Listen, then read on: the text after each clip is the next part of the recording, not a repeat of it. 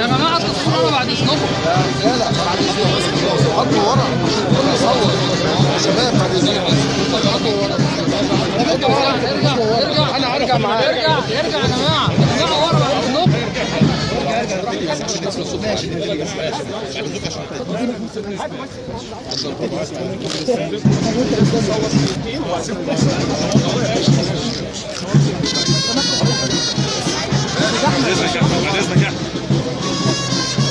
يا استاذ موبايل.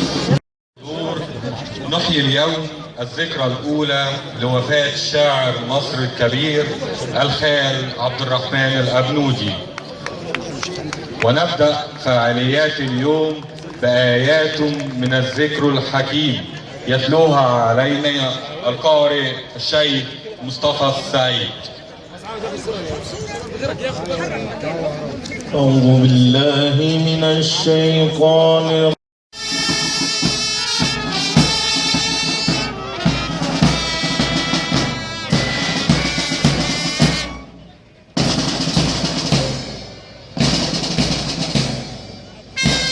يما انا ميتك اللي مشي من البحر ده للبحر ده محني عليكي بيضحكك، لا دمعة تنزل من عينيا في الهجير ولا من اسى كان فيا ضحكة تضحك.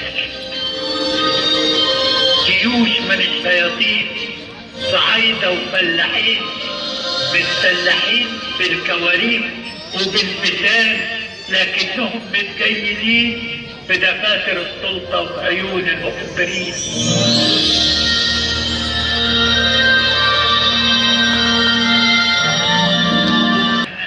ينزل في لسانتنا طعم ميتك، حتى الغنى اللي لما بنغني نحس ان احنا هناك ومجرمي في لساناتنا زي ما الليل كان يضيع القديم.